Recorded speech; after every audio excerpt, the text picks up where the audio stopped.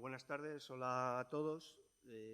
Quería empezar por darles la bienvenida a todos ustedes a una conferencia, a esta nueva conferencia dentro del ya cuarto ciclo sobre conferencias sobre actualidad e investigación arqueológica en España.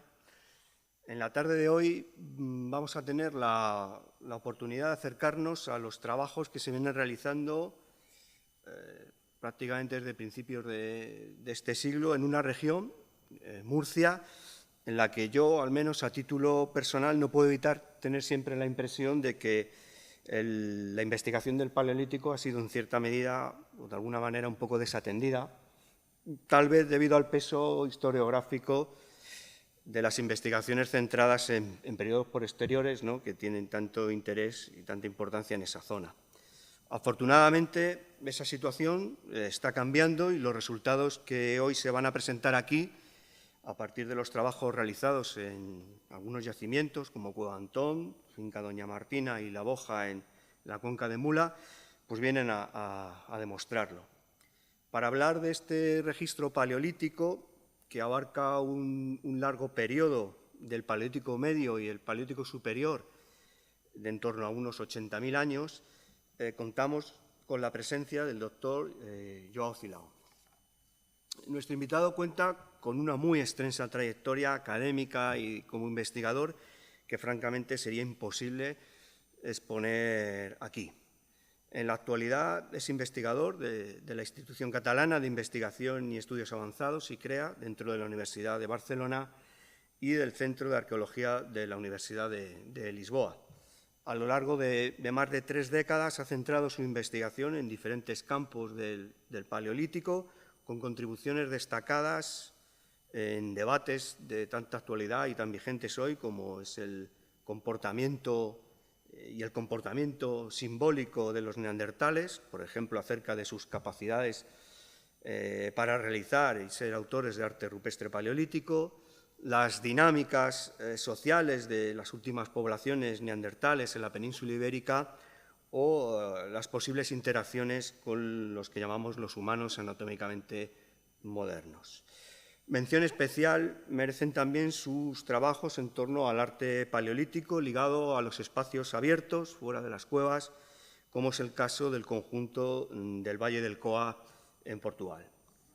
Cuenta, en definitiva, con diferentes premios, distinciones y una larga lista de publicaciones científicas y de divulgación en revistas internacionales de impacto y, pues, para el Museo Arqueológico Nacional y para el Departamento de Prehistoria, al que estoy yo aquí representando hoy, es francamente un honor contar con la presencia del doctor Joao Silao, a quien desde ese momento pues, cedo la palabra.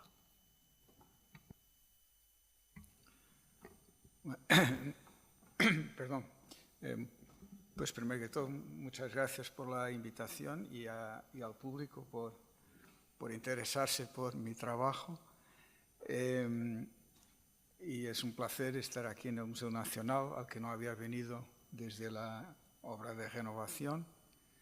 Y con esto, porque si no se hace tarde, empiezo.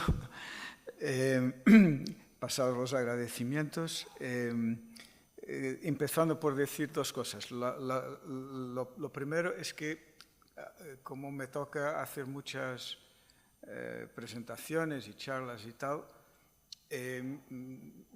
tengo, digamos, una biblioteca de diapositivas y de presentaciones que por necesidad está en una sola lengua, porque de cada vez que hablo o que presento en Francia o en España o en Portugal, en Inglaterra, no puedo ajustarme a las lenguas. Así que el título está en castellano, pero de aquí en adelante todo lo que veréis en las diapositivas está en inglés, pero más importante que lo que está escrito, que más que nada es para ayudarme a mí a recordar qué es lo que tengo que decir cuando sale la imagen, es escuchar lo que voy a intentar transmitir. Pero también, si alguna cosa no queda clara, no tenemos por qué hacerlo de forma formal, y si alguien quiere aclarar alguna cosa, por favor interrumpir y plantear las cuestiones que os parezcan pertinentes.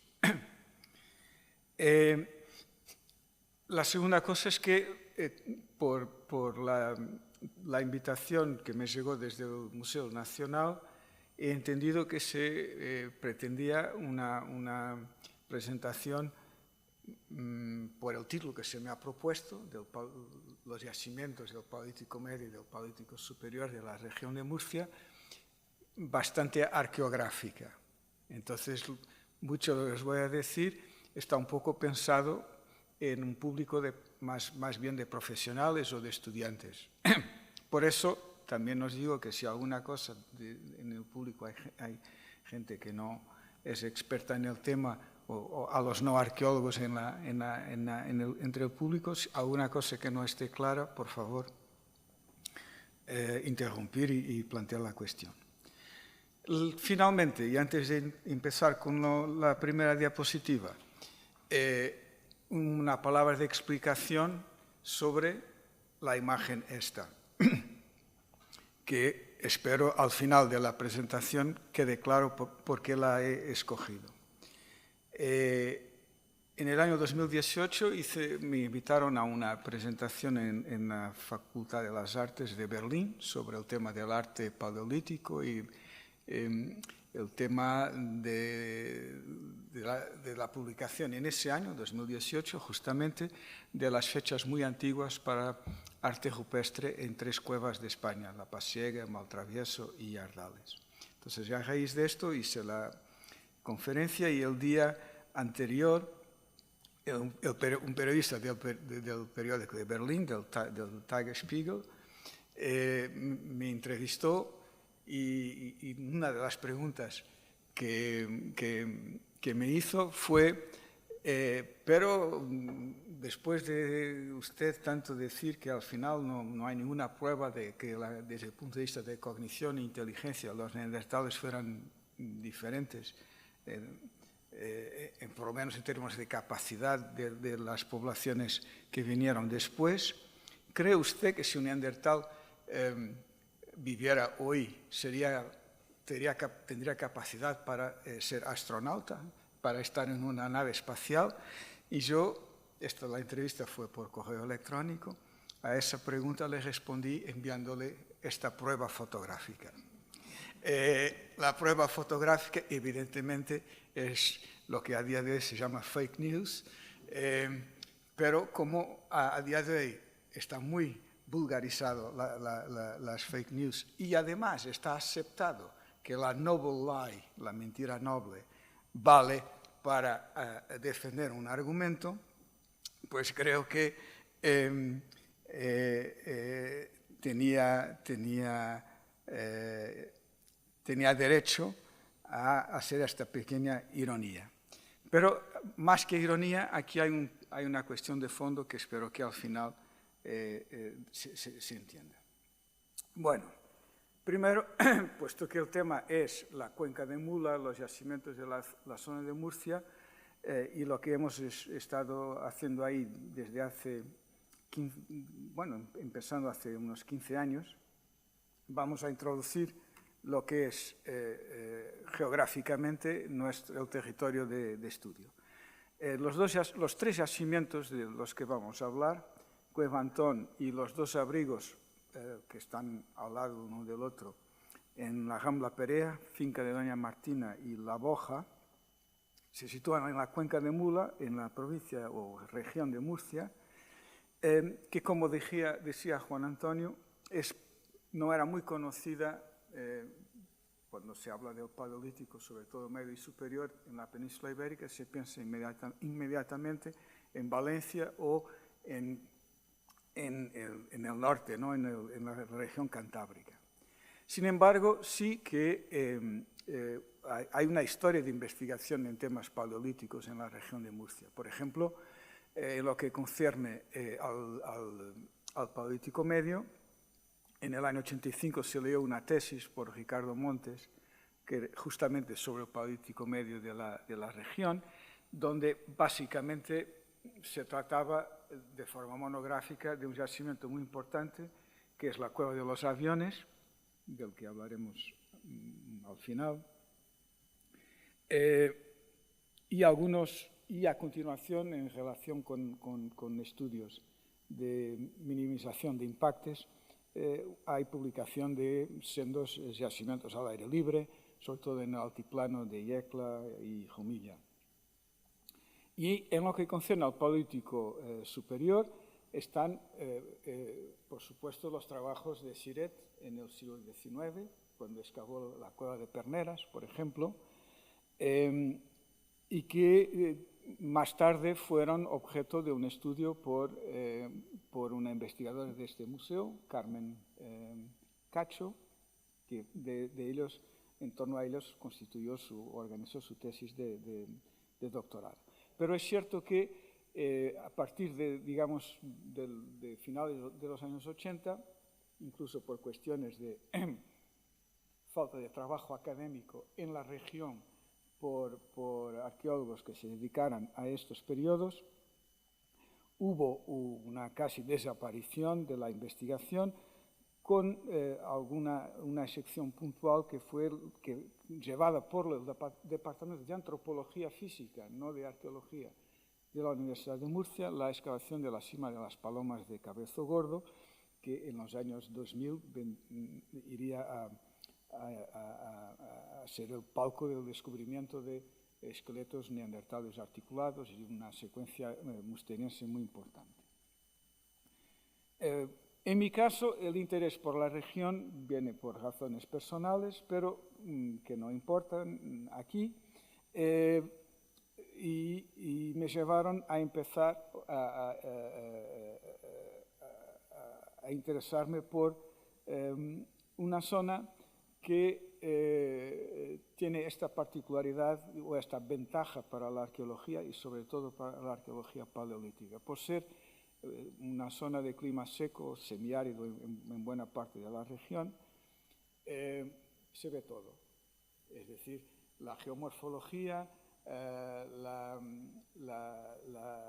posibilidad de utilizar criterios geológicos y geomorfológicos para elaborar modelos predictivos de dónde van a estar los yacimientos, dónde buscarlos, y la facilidad de prospectar, porque no hay apenas, en muchas zonas, apenas cubierto vegetal o muy rastero, hacía de toda aquella zona, en particular de la cuenca de Mula, un territorio desconocido. Ahí sí que no había prácticamente nada, que podía llenar un hueco en nuestros conocimientos, un hueco geográfico y en nuestros conocimientos del Paleolítico del Mediterráneo, entre lo que era el núcleo importante de Valencia y algunos yacimientos importantes que eran conocidos ya también en la zona de Almería, de Andalucía occidental. Entonces, ¿qué es la cuenca de Mula? En esta vista se ve desde más o menos norte o noroeste hacia el mar, y se aprecia perfectamente lo que es la cuenca. Es una cuenca lacustre que tiene un relleno de casi 1 kilómetro de potencia, de época miocena, y rodeada por relieves que han permitido la acumulación de estos depósitos, y cortada por una red hidrográfica muy densa y muy encajada que deja valles y ramblas en cuyos laterales hay por veces cuevas o abrigos o exposiciones de perfiles fluviales importantes e interesantes desde el punto de vista del cuaternario.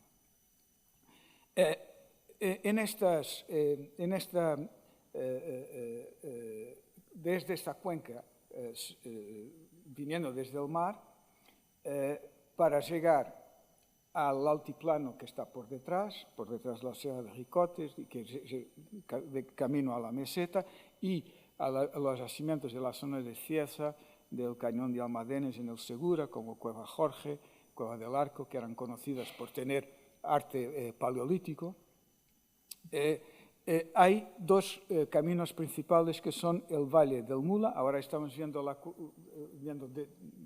desde el aire también, pero desde la dirección opuesta. Si estábamos viendo desde aquí hacia el mar y ahora mirando desde la cuenca hacia norte o hacia noroeste, vemos que para pasar de la cuenca al altiplano hay dos caminos básicamente, que son el valle y cañón del río Mula y la Rambla Perea, que va por aquí. Entonces, estas dos líneas de comunicación naturales, atravesando zonas macizos calizos, donde se conocían abrigos y cuevas, tenía la ventaja desde el punto de vista de la interpretación, nos plantear una situación donde la naturaleza de las ocupaciones en los yacimientos existentes o que pudiéramos descubrir podría considerarse como equivalente, es decir, las diferencias entre ocupaciones tendrían que ver con básicamente la cultura, la adaptación y no tanto con la ubicación geográfica, acceso a recursos, etc. Es decir, se podía estudiar cambio en condiciones ceteris paribus desde el punto de vista de la ubicación y de los constrangimientos, en castellano, constraints, de los condicionamientos ambientales. Es justo entonces en estas dos ramblas, cañones, que se sitúan por una parte Cueva Antón, aquí en la cola del pantano de la Sierva. A día de hoy aquí hay un lago, pero porque se construyó la presa, si no sería un cañón muy encajado como este. De hecho, esto se llamaba el Corcovado, la garganta del Corcovado, antes de la construcción de la presa, y aquí la de la Rambla Perea. Son imágenes más de cerca de Cueva Antón, aquí durante nuestros trabajos. Esta era la condición media del yacimiento, es decir, en la cola del pantano el agua normalmente en los años 2000-2012 tenía esta cota, subía a veces en invierno cuando almacenaban agua, bajaba en verano y a finales de verano, agosto, septiembre, se podía acceder al interior de la cueva y hacer arqueología. Esto es una imagen del año 91, cuando se hace la primera intervención en esta cueva, que por eso la conocíamos. De hecho, no es verdad, la conocí pasando por ahí y viendo el cuevón y pensando que sería un yacimiento muy interesante, y a continuación me doy cuenta que hay una publicación de una urgencia que se hizo a raíz de la elevación de la altura de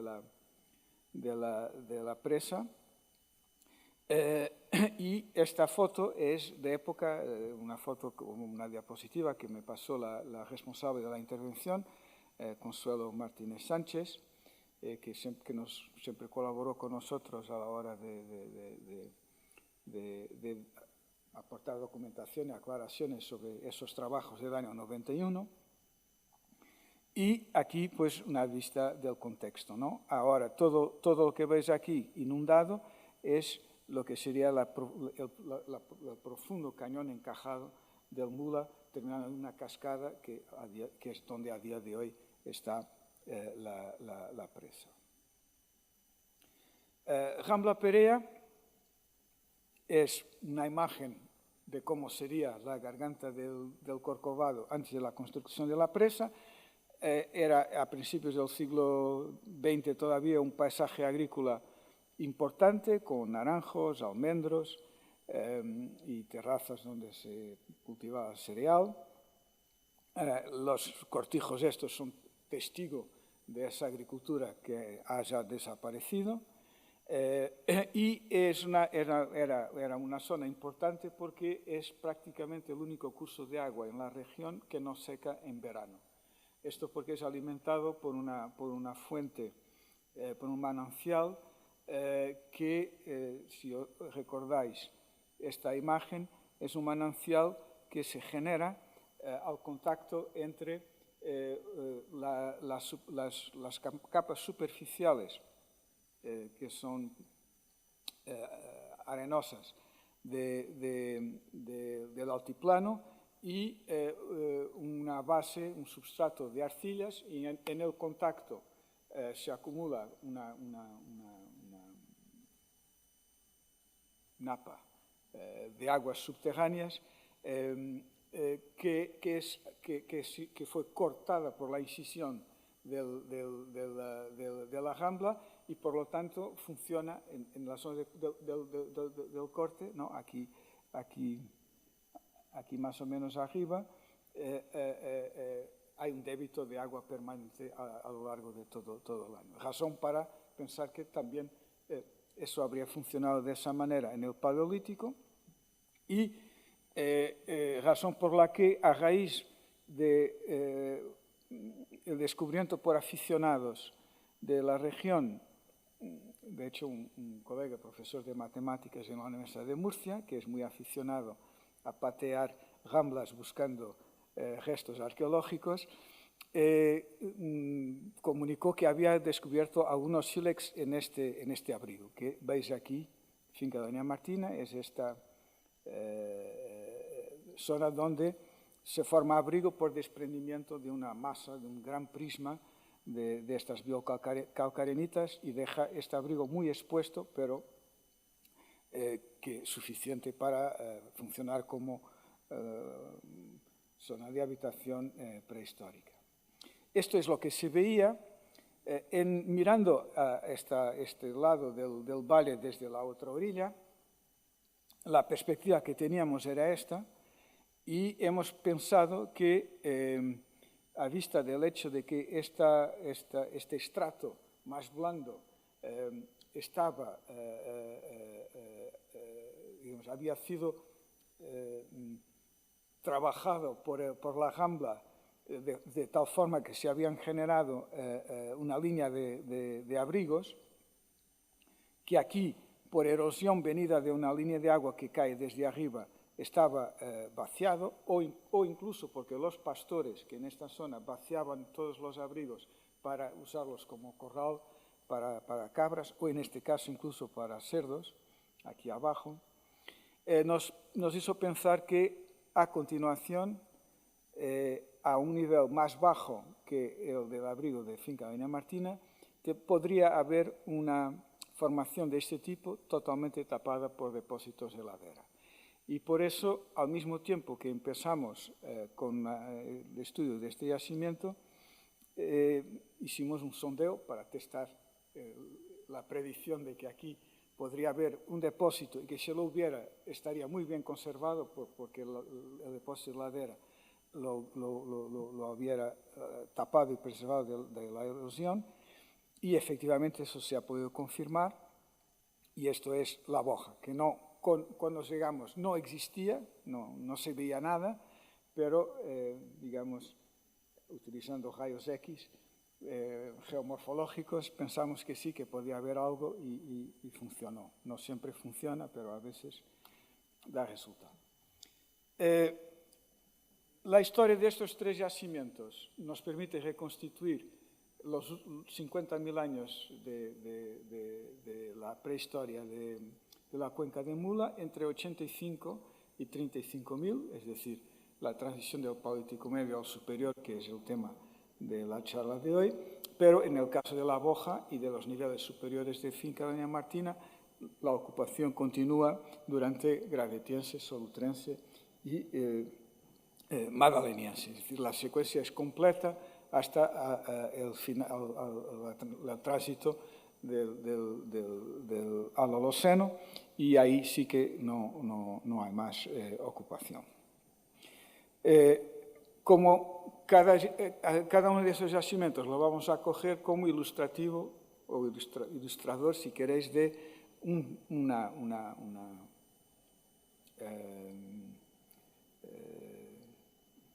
tranche de tiempo, pero empezando con Cueva Antón, que es donde están las ocupaciones más antiguas. Entonces, lo primero es presentar el yacimiento y el trabajo que se había hecho ya en el año 91. Esta es una visión general de cómo se quedó al final de la campaña de 2012. Tengo que deciros que esto fue a mediados de septiembre y una semana después vino la gota fría y a continuación una época de muchos años en los que la administración de la comunidad de regantes decidió que había que mantener el pantano a tope todo el tiempo por cuestiones de precio del agua o otros, no lo sé, pero hace desde el año 2012 que prácticamente no se ha podido volver a entrar en la cueva. A día de hoy está tapada, no se ve ni la entrada, el nivel del agua está tan alto que no se ve siquiera. Y eso es la razón por qué las excavaciones no han podido continuar. Y todo lo que os voy a enseñar a continuación son resultados que en parte están truncados porque hay continuación de los niveles de ocupación en zonas que vais a ver que están, digamos, más allá de los cortes, de los perfiles, y que había intención de prolongar la excavación y no se ha podido. Y no sé cuándo y si algún día se podrá volver a hacerlo y en qué condición estará el yacimiento una vez que baje el agua. En su día hemos propuesto, y esto creo que es mi obligación decirlo, he insistido mucho con las autoridades regionales en que la situación esta planteaba por la importancia del yacimiento, que espero poder demostraros a continuación, justificaba llegar a un acuerdo incluso económico con la comunidad de regantes para bajar el nivel durante un periodo de 6 meses y terminar de excavar el yacimiento en plan profesional como una urgencia, pero no ha habido interés y por lo tanto la cosa sigue como os he planteado. Bueno, en el año 91 lo que se hace es un sondeo aquí, en esta zona. Esta es una vista de la cueva en ese año. El sondeo, veis como el pantano estaba muy bajo. Esto era el cauce en esas fechas. Algunas imágenes, aquí del primer nivel de ocupación que apareció a casi 3 metros de profundidad. Entonces, hay que decir que los compañeros que hicieron este trabajo, siendo expertos en el área del cobre, por cuestiones de profesionalidad de la empresa que tenían, han sido los que han sido seleccionados para hacer la intervención y la hicieron muy bien. Es decir, a 3 metros es cuando encuentran los niveles de ocupación. Hubieran podido decir aquí no hay nada, esto es todo sedimento aluvial, pero han tenido buen criterio de seguir hasta llegar a la roca. Y es cuando detectan aquí, por ejemplo, unos manchones de cenizas y carbón, un hogar medio desplazado. Más abajo, un segundo, una mancha con las mismas características, en asociación con una abundante industria de sílex, alguna caliza, pero sobre todo sílex, claramente de tipo paleolítico medio, y con una fauna con clarísimas marcas de corte, indicando una acumulación antropogénica. El estudio geológico que se hizo en su momento del yacimiento, que está en la publicación del año 97, la excavación se hace en el 91, pero se publica en las memorias de arqueología de la región de Murcia en el año 97, plantea, por un razonamiento que no merece la pena ahora entrar en los detalles, pero plantea que esta ocupación musteriense es relativamente tardía. Y plantean que podría entrar cronológicamente en el rango del modelo de supervivencia de los neandertales hasta pasado, más reciente que 40.000 años, que en esa época se barajaba, y yo continúo pensando que es lo correcto, caracterizar la arqueología del sur y del oeste de la península ibérica. Y ese era un tema que a mí me interesaba mucho, y por esa razón, porque pensaba que esto iba a hacer, estos niveles iban a ser de esas fechas y que había que estudiarlos mejor, nos planteamos seguir con la excavación de Cueva Antón, que por razones que no he entendido nunca, era totalmente desconocida de la comunidad de paleolitistas en España, a pesar de estar publicada en las memorias de arqueología de la región de Murcia, y eso es digamos, el contexto histórico de por qué empezar con este trabajo. ¿Qué hemos podido aprender? Bueno, primero, este es el plan del yacimiento, ¿no? Aquí el cauce, la zona donde se hizo el sondeo del 91. Aquí hicieron también una zanja, pero aquí solo llegaron a niveles de acumulación de limos ya posteriores a la construcción de la presa. Y todo alrededor es el área que hemos excavado nosotros en 4 campañas, 2007 y 2008. 2009 y 2010 no se ha podido entrar en la cueva por el nivel del agua, y después 2011 y 2012. Y a partir de ahí, pues ya os he contado por qué no se ha podido seguir. El corte de referencia dejado por la campaña de 91 era este, que hemos extendido en el 2007 en dirección al cauce para entender mejor la estratigrafía y el proceso de formación. Básicamente es una secuencia aluvial que dividimos en 4 complejos, que son este que se designó niveles de transición, pero que en realidad nos dimos cuenta a continuación que básicamente era el backdirt,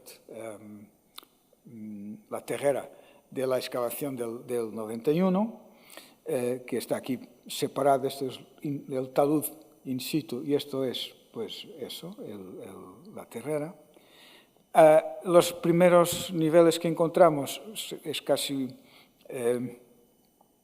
a veces, 1 metro de limos acumulados por decantación cuando la cueva estuvo totalmente sumergida a raíz de la construcción de la presa. Entonces, son niveles que tienen menos de 80 años.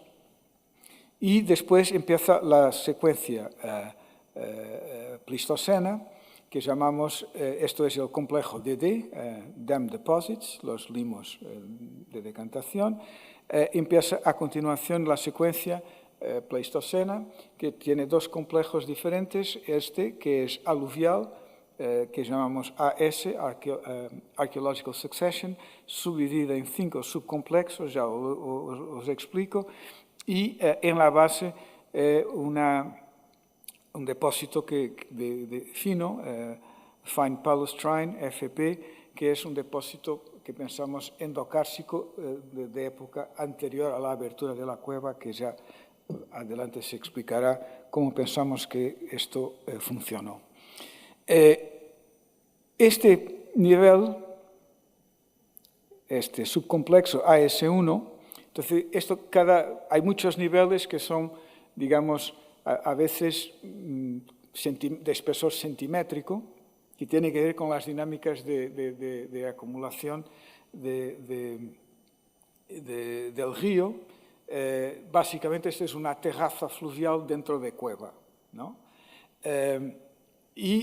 Según como la posición del meandro o del cauce del río delante, así, por ejemplo, si estaba seco delante o si el cauce entraba por la cueva, así se formaron diferentes tipos de sedimentos. Empezando en la base, es una secuencia aluvial de inundación que termina con un paleosuelo esto es AEC5, y es donde están los dos niveles de ocupación que se habían identificado en la campaña del 91. Hay un segundo momento de acumulación que después es erosionado y tiene que ver con una época que acumula todo este paquete en la que la cueva está inundada y lo que hay es acumulación por decantación y lo que contiene, de contenido no sedimentario, son los restos de las, ¿cómo es la palabra? Las egagrópilas de los búhos que hacían nido en la cueva. A raíz de cambiar de nuevo la dinámica fluvial, tenemos otra vez niveles de inundación lateral con formación de playas, hasta este punto. Aquí todo esto es práctico, no hay arqueología, aquí tampoco. Aquí solo hay estos dos nivelitos, este. Y aquí arriba es un momento ya bastante posterior en el que encontramos en una mezcla de brecha crioclástica con limos de inundación una última y más reciente ocupación del Paleolítico Medio que no había podido ser identificada en el año 91 porque ellos habían hecho esta zanja aquí, pero esta ocupación está toda hacia este lado, porque es donde está el depósito, el paquete sedimentario que la contiene. A raíz pues, de nuestros trabajos se ha podido fechar con seguridad la parte debajo del depósito en el estadio, a finales del último interglacial, estadio 5. La conjugación de las fechas por luminescencia con los datos paleoclimáticos permiten situar la acumulación de estos dos niveles en un momento templado. Los carbones son de Pinus alepensis, que es el pino mediterráneo que todavía existe hoy en la región. A continuación, todo este paquete, AS2, AS3 y AS4, se forma en un periodo de degradación climática en la transición del último interglacial al primer glacial, y eso se ve en los carbones de Pinus, que son Pinus nigra. Y después de un hiatus importante, tenemos la tal última ocupación, que está fechada por carbono 14 al final del estadio 3. Ya vamos a ver con más detalle exactamente cuáles son las fechas. Básicamente, lo que ha pasado aquí es que vamos en una etapa inicial, el complejo FP es un depósito endocársico cuando esto era una fisura cerrada. Cuando se abre por pérdida de la pared externa de la fisura, se forma el abrigo. Hay una etapa en que el río va inundando y dejando playa, y es en esta etapa en la que tenemos ocupación, la más antigua, con la incisión relacionada con el primer glacial. El cauce, el nivel del río está más abajo, queda el talud, y hay un momento final bastante más húmedo, que vemos aquí, en el que hay, digamos, una acumulación, inundaciones de muy baja energía y ya en el límite superior del acuífero que se forma, van a depositar limos que se mezclan con brecha crioclástica de degradación de la pared. Y efectivamente aquí vemos cómo los carbones de esta etapa no son ya de bosque seco, bosque húmedo, sino son de paisajes de estepas, básicamente juníperos. Y al final, la última etapa es cuando se construye la presa y las aguas del pantano pues tapan todo esto. Y esta es una imagen de lo que sería la cueva en época de su ocupación en el último interglacial. Esto es en el río Vero, es la cueva de Picamartillo, y explica por qué en algunos momentos hay ocupación, pero es muy raro que eso pase, porque en la mayor parte del tiempo hay agua dentro de la cueva, ¿no? Es solo cuando el río se aleja de la pared, porque el canal principal se aleja, y aquí en lugar de tener agua tenemos playa, entonces la gente viene, está y en el invierno siguiente, cuando vuelve a haber inundación, se tapa, y eso explica la conservación de los niveles de ocupación, que es una conservación que solo tiene en Musteriense, no conozco nada parecido, eso tiene comparación con los yacimientos de la cuenca de París y el Paleolítico Superior, de Pansevin, Étiole, Verbry, etc., porque son niveles únicos, momentos, fotografías, ¿no? De estancias cortas, de días como mucho, en que la gente se va, y en la inundación que viene después se tapa todo y se conserva, unas veces mejor, otras veces peor, pero bastante bien, como vamos a ver. Pues algunas imágenes de la excavación. Esta es recordad, esto era el perfil de referencia del 91, en el 2007 lo habíamos prolongado hasta acá, y en los años 2011-12 abrimos hacia oeste para tener más área para interpretar en área los vestigios que se habían encontrado en esta zona.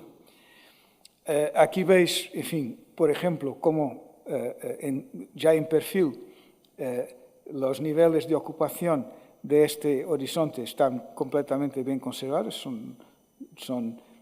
Lo que veis de blanco son cenizas, lo que veis de negro es la quema bajo superficie que da el color rojizo, y la acumulación de materia orgánica en las arenas que están por debajo del nivel del fuego. Entonces, el nivel de ocupación es el que está por las cenizas, este hogar completamente conservado, con la parte superior un poco erosionada por la circulación de agua, un poco a imagen de los primeros hogares descubiertos en el año 91. La fauna, pues ciervo, caballo, rino, básicamente ciervo, tortuga, otra vez con marcas claras de actividad humana, es una fauna totalmente acumulada. La industria musteriense, actividad de tallas, remontajes, todo lo que queráis, básicamente dos técnicas, Levallois y Conbewa, materiales importados, una conservación de los hilos muy buena, es decir, hay como unas 150 piezas de un conjunto lítico que, excluyendo las esquilas y pequeños objetos, es como un 30% del material tiene lectura traciológica, lo que es excepcional, y permite relacionar los tipos útiles con la función para que servían y con los diferentes tipos de actividad. Por ejemplo, con el trabajo de las pieles, que nos he revelado no solo por huellas en el sílex, pero también por restos de ocre rojo que están por veces formando capas de espesor importante acumuladas sobre superficies lisas, como por ejemplo las caras de los huesos. En este paquete, donde se habían inicialmente definido dos horizontes, 3BD y 3IJ, hemos podido diferenciar en realidad que 3IJ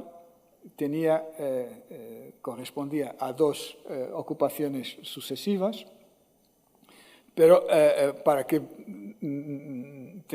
tengáis una idea del nivel de preservación, y de integridad de estos niveles. Esta es una proyección a lo largo de esta línea de la cuadrícula, donde todo el material de 3BD está aquí. Este es el de 3IJ, es decir, no hay remontajes entre niveles estratigráficos y es decir, la definición, si queréis, hay un cierto espesor, pero eso tiene que ver con el hecho de que estamos haciendo una proyección en 2D y hay una pendiente de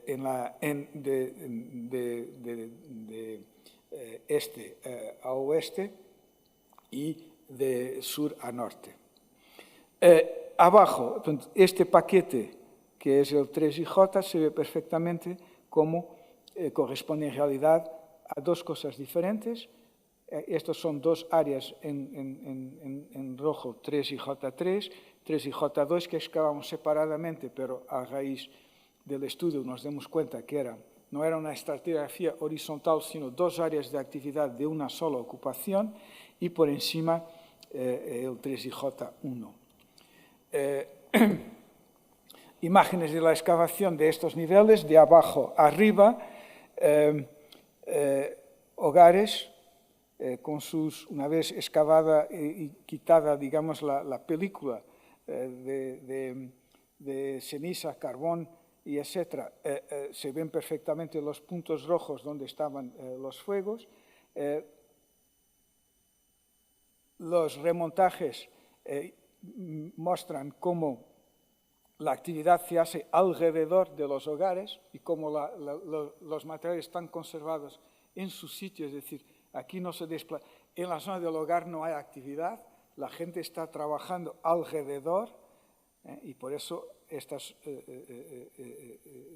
densidades entre los hogares y sin material dentro de los hogares mismos.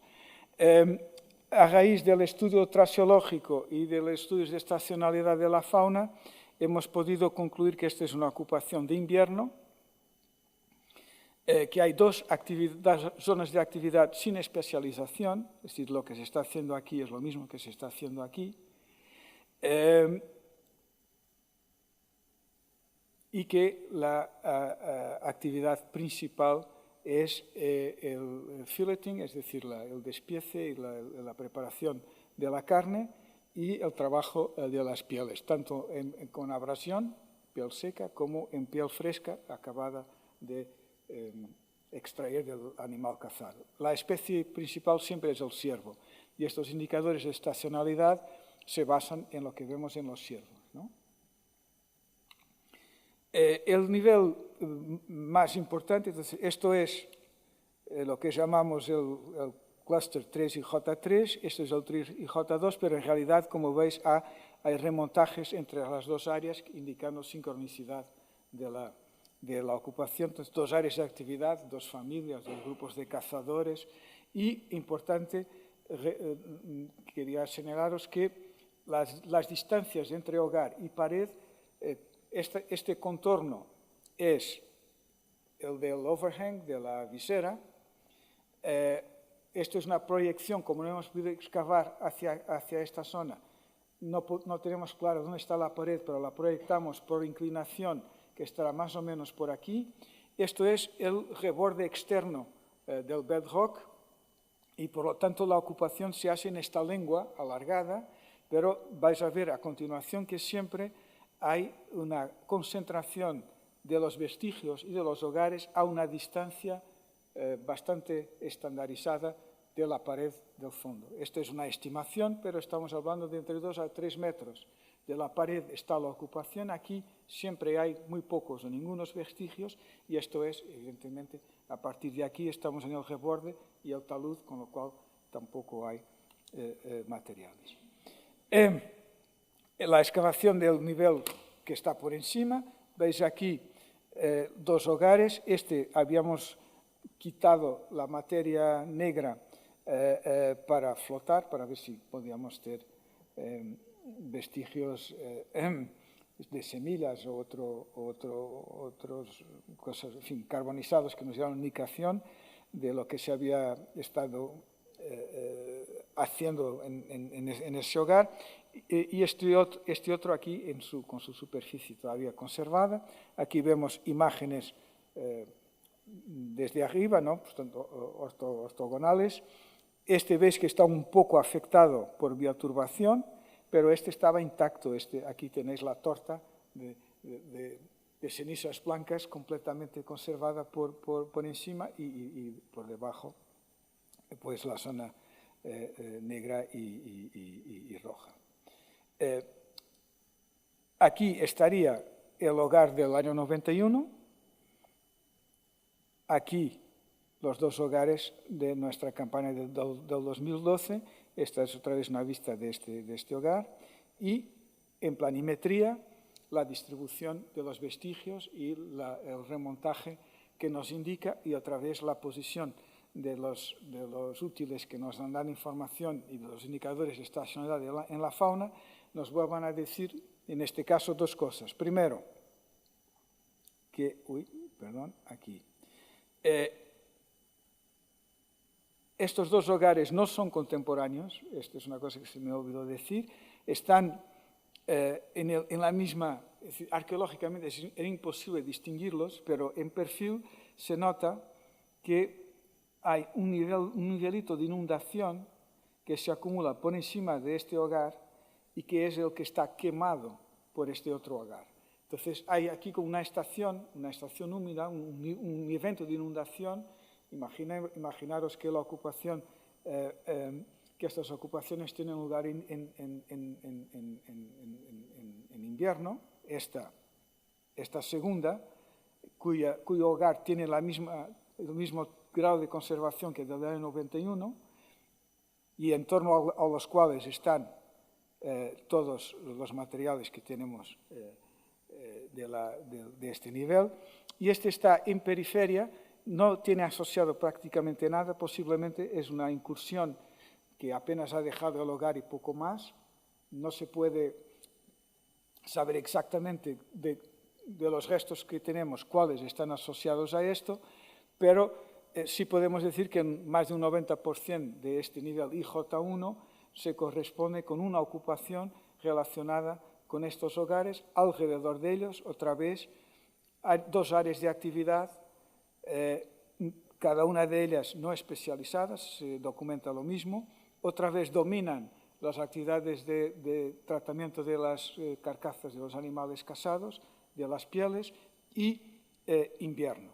Aquí hay un indicador estacional de verano, pero en esta zona periférica ese es un resto asociado a otros restos de fauna patinados, que da idea que son justamente restos que se acumulan con este nivel de inundación sobre el cual tiene lugar la ocupación. El nivel de inundación que es posterior a este evento, que arrastra desde fuera de la cueva materiales, forma este segundo nivel de playa, sobre el cual entonces se hace esta ocupación de la estación siguiente. Posiblemente podemos pensar que esto es un invierno.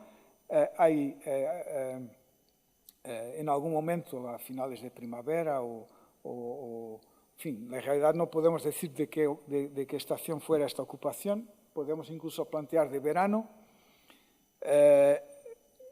Inundación en la época de la gota fría y entre noviembre, diciembre y febrero, marzo vienen, se hacen estos dos hogares, cazan unos ciervos y hacen todo esto y se van y vuelve a ser todo tapado por arenas de inundación. Una vez más, notad la diferencia, el espacio vacío prácticamente entre hogares y pared y la actividad que se hace de los hogares hacia afuera. El nivel menos bien conservado de esta secuencia es el más alto, el 3BD. Este es en fin, aspectos de su excavación, el hogar de la campaña del 91. No hemos encontrado ninguna estructura al avanzar hacia norte y oeste que se pueda relacionar con esta ocupación. Solo hay este hogar, pero en este caso pensamos que es porque la inundación que tapó esto fue de un poco más alta energía y eso determinó un lavado de materiales en la ladera que resulta en un patrón mucho más disperso de materiales, con conexiones de remontaje de larga distancia y una señal de estacionalidad que es digamos, menos clara. De hecho, aquí prácticamente están representadas, solo no está representado el otoño, están representadas, hay indicadores de invierno, primavera y verano. Lo que pensamos es que no es una ocupación continuada, sino un palimpsesto de diferentes ocupaciones en diferentes épocas del año, porque si fuera continuada, pues el trampling, ¿no?, el pisoteo, hubiera incluso determinado la destrucción de este hogar. Siguen siendo ocupaciones de corta duración, más que una, pero con la probablemente en su mayoría de primavera, porque aquí predomina la actividad claramente de trabajo de la madera. Hay algo y la fauna está mucho más rota, fragmentada, con lo cual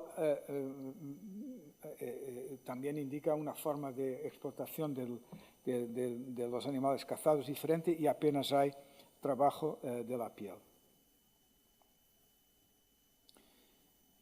2 metros más arriba, en esta zona del yacimiento, excavando hacia el este, es como hemos podido descubrir la existencia de una última ocupación musteriense en niveles post-aluviales.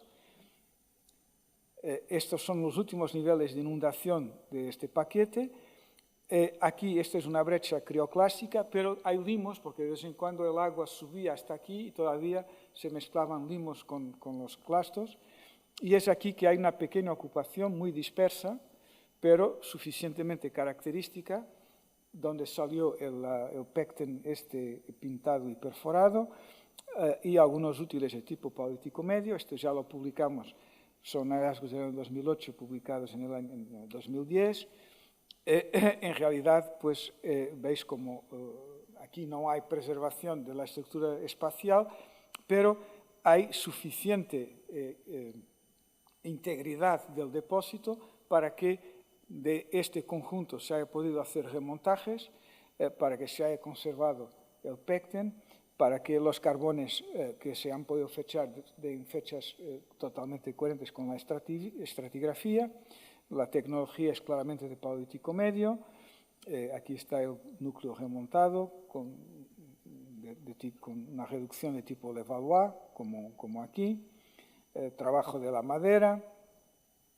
En su día, utilizando la curva de calibración del año 2009, las fechas de radiocarbono indicaban, y tratadas por el método ABOX, indicaban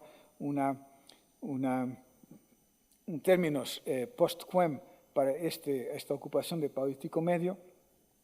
Si tomamos la base del nivel 1K, un carbón justo de la base del nivel,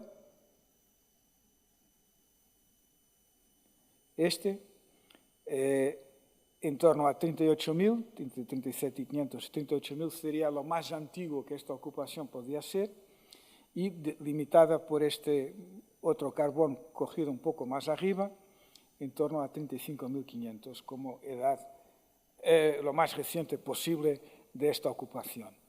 Desde el punto de vista del sedimentológico, sin embargo, todo indicaba una acumulación en relación con este episodio de degradación a finales del grande interstadial llamado el Greenland Interstadial 8 y no tanto en esta fase plena del interestadio, porque los carbones eran de juníperos también, es decir, indicadores de estepa que no cuadraban muy bien con una ocupación en estas fechas, más bien en estas. En realidad, al hacerse la calibración con la nueva curva de calibración, la INCAL 20, todo cuadra porque justamente la edad máxima que puede tener esta ocupación es ahora de 37,4, es decir, estamos hablando que tiene que ser más reciente que esto y cuadra justamente cuando comparamos con la curva climática de Groenlandia, donde te tenía que caer por sedimentología y por paleobotánica. En los yacimientos de Rambla Perea también tenemos en la base secuencia paleolítico medio, pero es donde encontramos lo que viene después, el paleolítico superior desde sus inicios.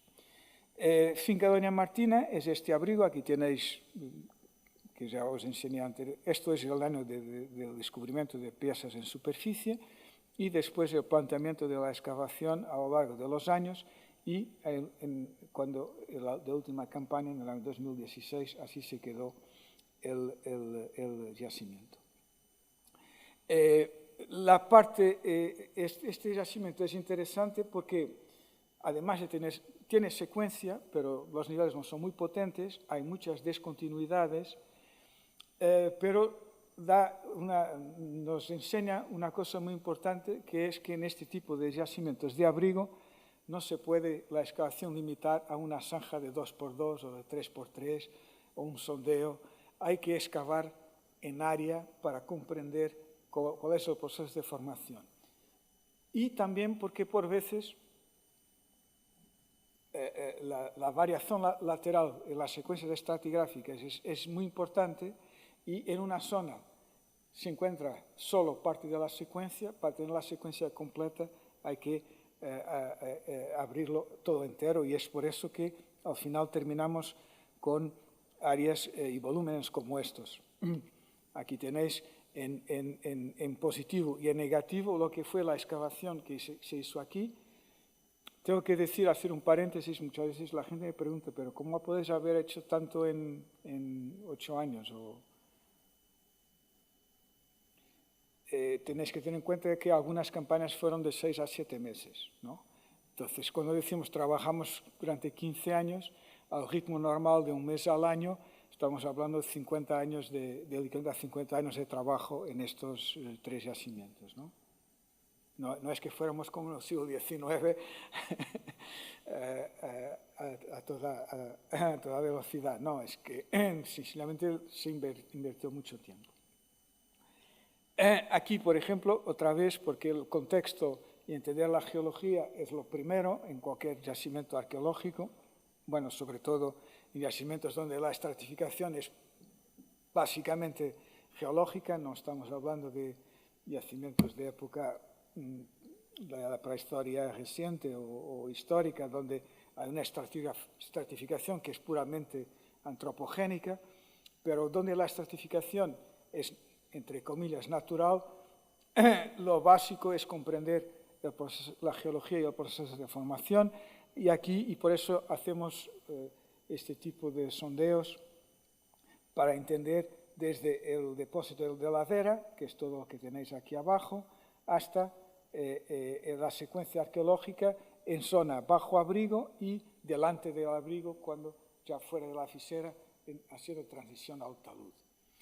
Entonces, desde el punto de vista arqueológico, lo que cuenta es este paquete que aquí arriba, pero esto es lo que intentamos hacer, es lo que hicimos para intentar, no en toda la zona, pero en un sondeo, comprender el yacimiento. La secuencia es muy completa: Epimagdaleniense aquí arriba, Solutrense superior, Gravitense medio y antiguo, Aurignaciense y Musteriense. El Musteriense es el nivel 9, el nivel 8 es el Aurignaciense, 7b Gravitense antiguo, 7 Gravitense medio, 4 y 5 Solutrense superior. Materiales diagnósticos sin ninguna duda: Musteriense, con sus huellas de uso, puntas, armas, puntas de proyectil, trabajo de madera.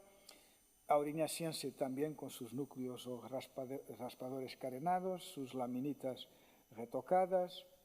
Gravetiense con sus puntas de la gravette y sus buriles sobre truncadura múltiple, sus adornos asociados. Esta es una miniatura del Pecten de Cuevantón, pero en este caso el otro era del Paleolítico Medio, este es del Gravetiense.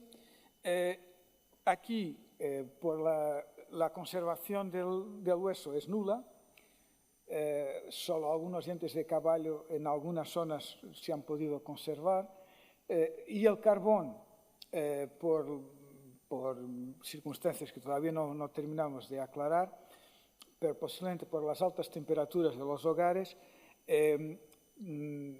tampoco se conserva muy bien, es decir, todas las fechas de radiocarbono se han obtenido sobre la fracción úmica y, por lo tanto, cabe la posibilidad de que sean solo edades mínimas. Sin embargo, estarán bastante cerca, es decir, son perfectamente aceptables para los niveles que fechan.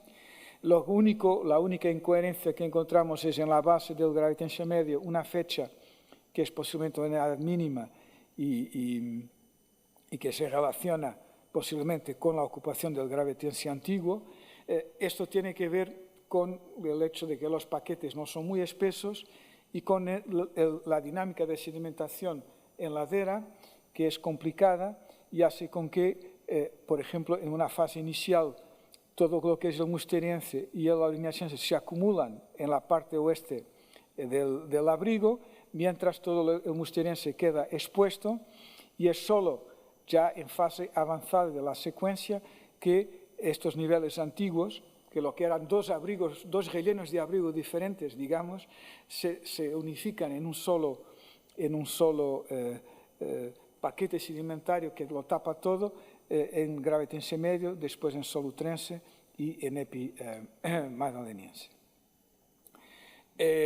Las dinámicas de sedimentación dan origen a, por ejemplo, paquetes como este, que es el aurignaciense, que son lenguas de debris flow, con solifluxión posiblemente involucrada, que hacen con que la excavación tenga que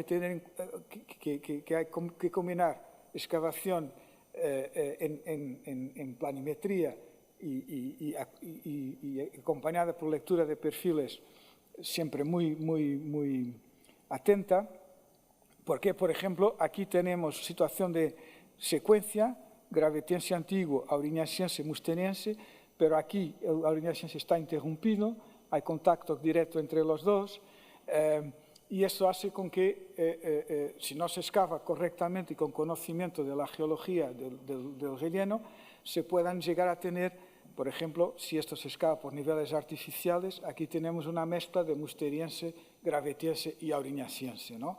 Y estas entidades quiméricas que se encuentran por veces en la bibliografía resultan básicamente de lo complicado que pueden ser los depósitos de abrigo y los procesos postdeposicionales que aquí se pueden leer perfectamente en estos perfiles.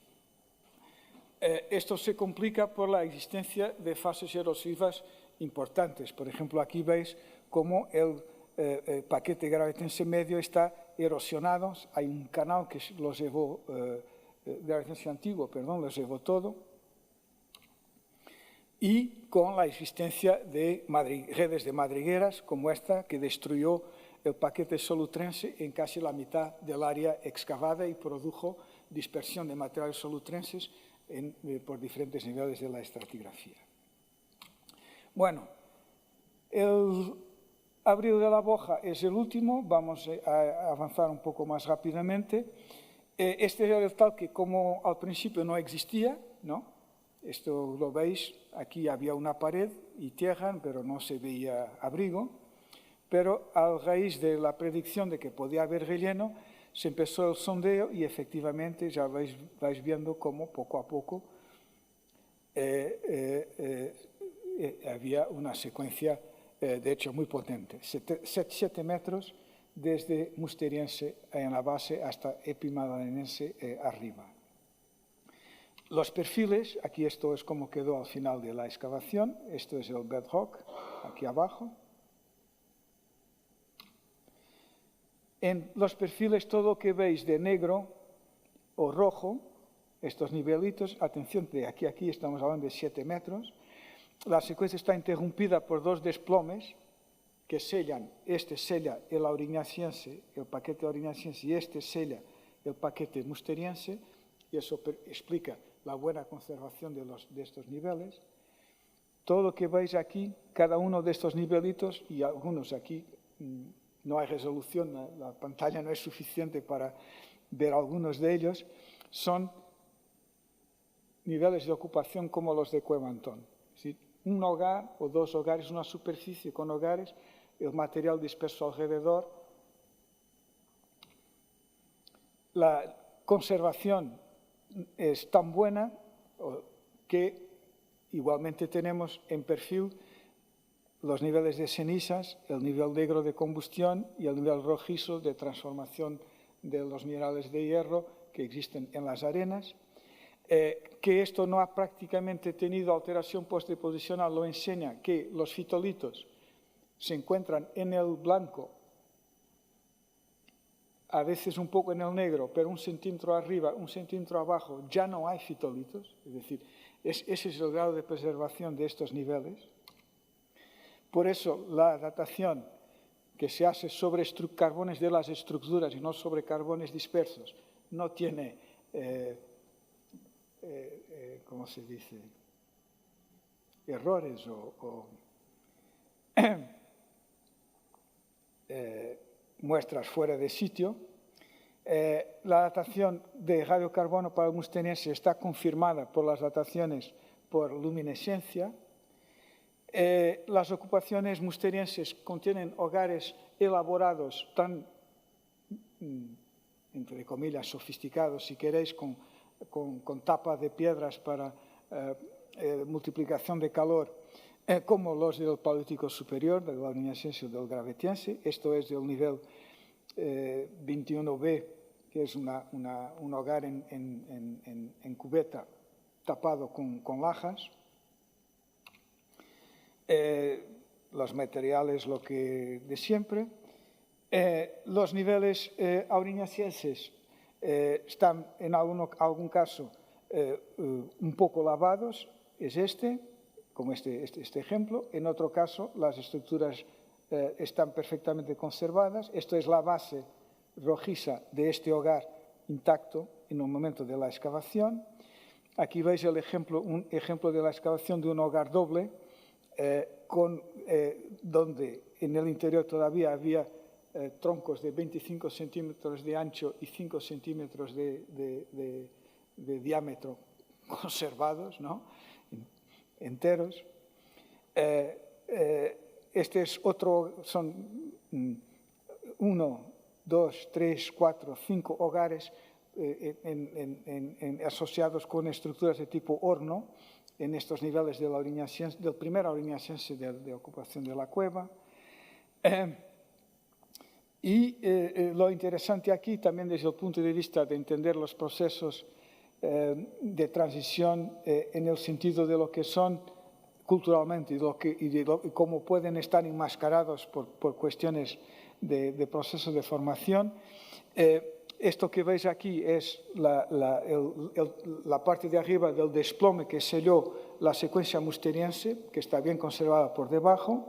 Este desplome tenía 90 centímetros de espesor y tuvimos que romperlo a martillo de demolición.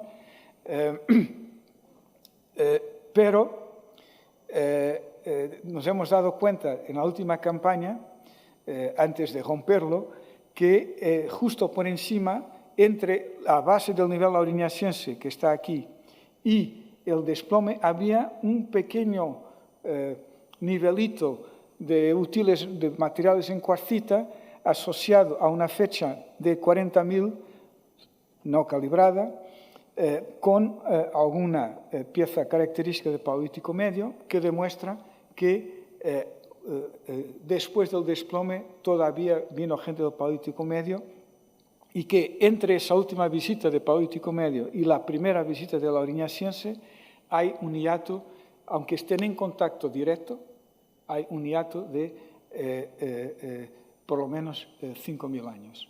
y sin embargo están en contacto directo. Como se puede observar aquí en perfil, este es el nivelito ese del último Paleolítico Medio por encima del desplome. Este es el primer nivel de la Auriñaciense.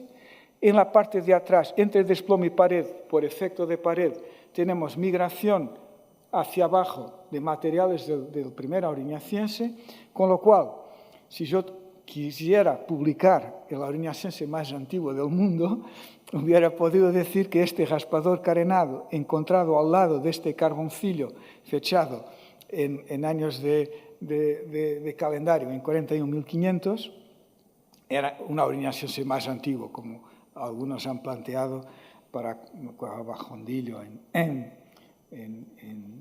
Andalucía en fin, y otros yacimientos. En realidad lo que pasa es que, y por otra parte, si aquí, en lugar de excavar por nivelitos de espesor centimétrico, mezclamos este nivel auriñaciense con este último nivel del Paleolítico Medio, que están totalmente en contacto, era muy fácil confundirlos, hubiéramos igualmente tenido un auriñaciense de 42.000. En realidad no, y los remontajes demuestran que, por ejemplo, el carenado ese que se encontró aquí remonta con la ocupación que tiene lugar aquí arriba, ¿no?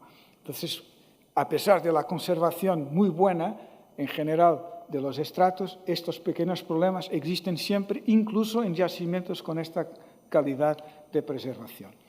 El primer auriñaciense, tecnológicamente incuestionable, con sus laminitas diffus, sus carenados, etc., niveles más arriba, ya con algún utilaje de hueso, y las laminitas típicas de Roc de Combe, del auriñaciense ya final, con centenares de adornos asociados, y, por lo tanto, en base a este trabajo, se podía decir, o se dijo en un artículo publicado hace 5 años, que la transición del Paleolítico Medio al Superior hubiera tenido lugar en el sureste de España entre, como mucho, 36,6 y 37,1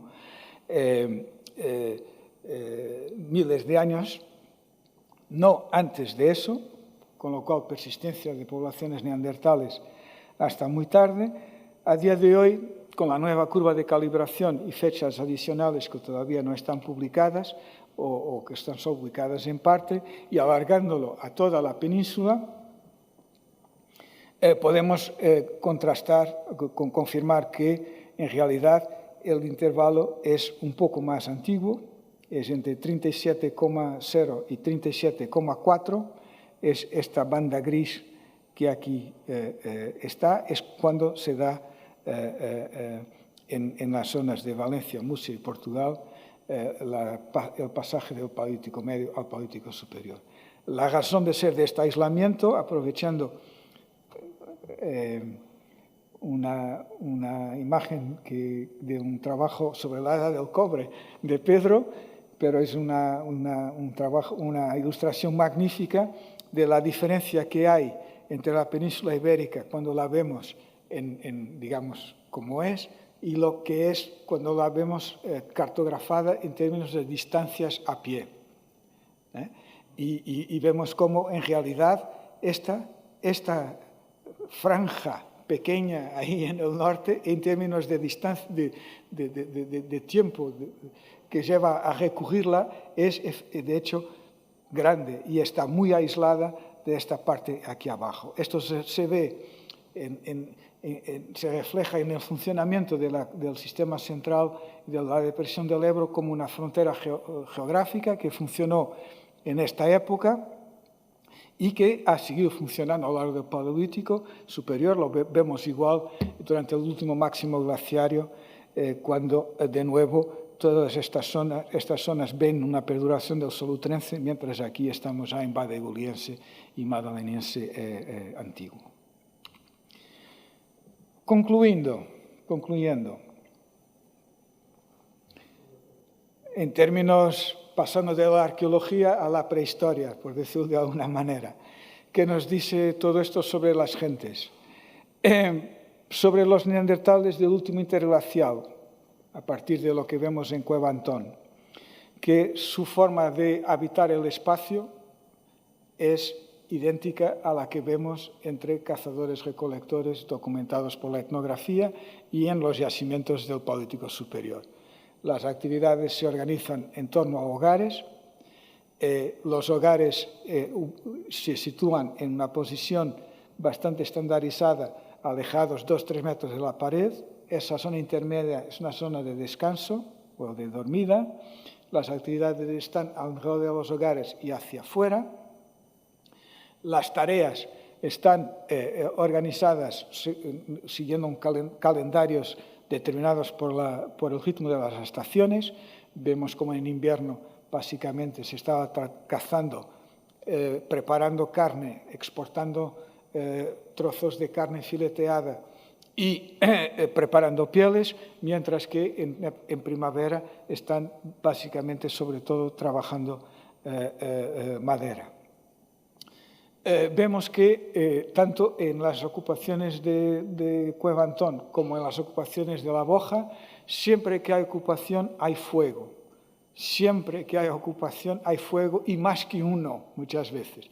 Eso indica que esta gente evidentemente tenía forma de producir y controlar el uso del fuego, o entonces la alternativa es que a cada vez que llegaban a un lugar y necesitaban de fuego, podían decir: relámpago, abajo que te necesitamos, ¿no? Esto para las personas, para los compañeros de profesión que siguen insistiendo que no, que estos solo carroñeaban el fuego, no eran capaces de hacerlo ni de producirlo. Sabíamos también, aunque no directamente a partir de estos yacimientos, pero a partir de yacimientos coevos como Cueva de los Aviones, como en Cartagena, La Pasiega, Maltravieso y Ardales en Cantabria, Extremadura y Andalucía, o el yacimiento de Figueira Brava en Portugal, que además de esto también producían y usaban, digamos, ornamentación corporal, pendientes, se pintaban el cuerpo, pintaban signos en las paredes de las cuevas. En ubicación costera tenían una economía de tipo holoceno, basada en la explotación del piñón y en la pesca. En Figueira Brava hay más restos de pescado que en los yacimientos cuevos de Sudáfrica, que se definen como el origen del comportamiento moderno basado en la explotación de los recursos marinos. De hecho, las densidades de restos de pescado, de moluscos, de cangrejos, de buey de mar en particular, son comparables a las que encontramos en los concheros mesolíticos que están en la otra orilla del río Sado. Y en lo que concierne a los últimos neandertales, pues sabemos que con base a lo que encontramos en Cueva Antón, confirmado por yacimientos de Valencia y de Portugal, como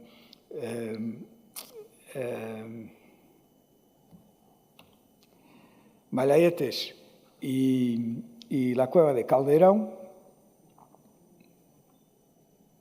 que tienen secuencia Paleolítico Medio y Paleolítico Superior, hay efectivamente una persistencia de estas gentes hasta muy tarde, y que el fenómeno de asimilación que se da en el oeste de Europa, en el sureste de Francia y norte de España, representado por el castelperroniense, el porto-auriñasiense, el auriñasiense antiguo, es un fenómeno que en Valencia, Andalucía, Murcia, Meseta, Portugal, se da unos 3 o 4 mil años más tarde solo, por el fenómeno de aislamiento a raíz de las condiciones ambientales que en esta época y después más tarde de nuevo en esta época se forman y juegan a favor de la creación de esta bolsa digamos, de poblamiento aislado. Por lo menos esto es lo que de momento los datos indican, pero si no es así, este es por lo menos un buen modelo que es muy fácil de falsificar. Es decir, basta con que se encuentre el Châtel-Perronense aquí abajo o Albiñacense antiguo, como algunos han pretendido que se puede encontrar, para tener que buscar otro tipo de explicación para el fenómeno. Con los datos que tenemos, parece ser que efectivamente se confirma esta situación desde el punto de vista paleoantropológico. Y por lo tanto, sí hubieran podido ser astronautas, si hubieran podido persistir en estado puro, aunque de hecho, como sabemos, a día de hoy, cada uno de nosotros todavía tiene la huella en su genoma de estas poblaciones que aquí vivieron hasta hace unos 37.500 años. Y esto es lo que tenía que deciros. Siempre hablo demasiado, lo siento, pero la culpa es vuestra porque tenéis que haberme interrumpido.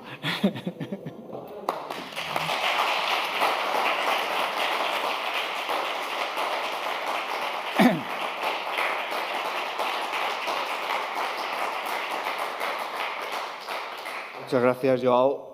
Tenemos tiempo todavía para abrir algunas preguntas. Alguien que esté interesado en hacer una pregunta, pues vamos a abusar de tu amabilidad también. ¿Alguien querría hacer alguna pregunta?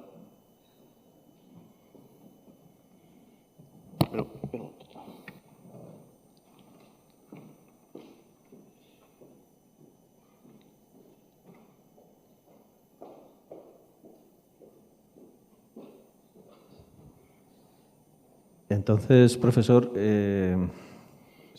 siguiendo su último comentario, ¿cómo explica entonces usted que los neandertales no tuvieran un desarrollo artístico tan desarrollado como Sapiens?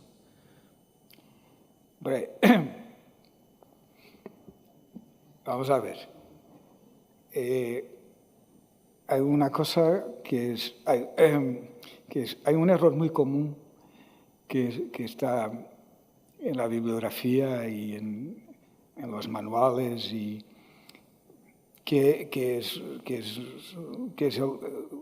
se llama el anacronismo, ¿no?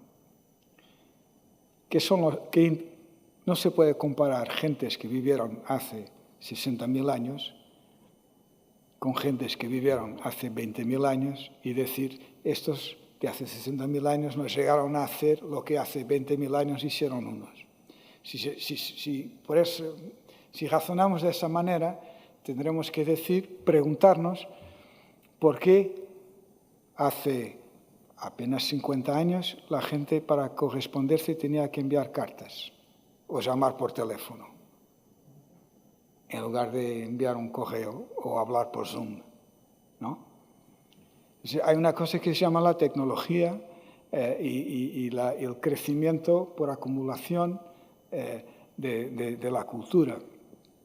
Se olvida muchas veces que la evolución biológica se rige por mecanismos darwinianos, pero la evolución cultural se rige por mecanismos lamarckianos, de transmisión de los caracteres adquiridos, ¿no? de ancestro a descendiente. Y eso posibilita acumulación. Y la acumulación tiene, digamos, si la vemos en perspectiva de tiempo histórico largo, es exponencial. Es un proceso exponencial. Con lo cual, como todos los procesos exponenciales, tiene comienzos que apenas se aprecian, ¿no? Y durante mucho tiempo hay unas luces que se ven una cosa muy tal, pero si combinamos que esto es así, con que cuanto más cercana de nosotros están los fenómenos o los restos, los más fácil es que se hayan conservado y que nosotros podamos descubrirlos, estos dos procesos o características del registro arqueológico tienen como consecuencia inevitable que todo lo que es muy antiguo será siempre, digamos, menos visible y menos desarrollado de aquello que es más reciente. Entonces, si por sapiens entendemos las poblaciones africanas coevas de los neandertales, de hace, por ejemplo, los neandertales que pintaron signos en Nardales, en Maltrafieso, en La Pacega, hace más de 65.000 años, que puede haber sido 70 o 75.000 o 80.000. Entonces, la pregunta, si esa es la comparación, la pregunta no es por qué los neandertales no pintaban motivos o no hacían un arte más elaborado, sino la pregunta sería por qué los sapiens ni siquiera lo que los neandertales hacían en Europa fueron capaces de hacer en África. ¿No?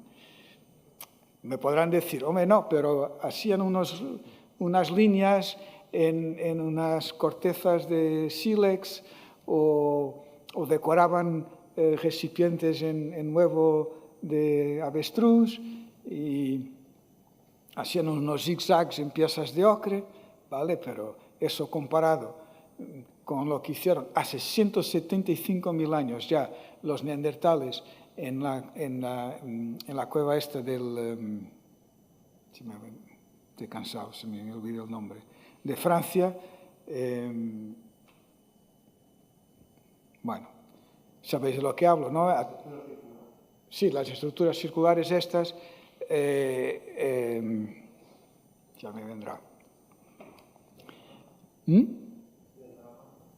No. Esto es a 300 metros de profundidad en una cueva en el Pirineo, donde hay unas estructuras circulares construidas con estalagmitas, con hogares, con restos de torchas.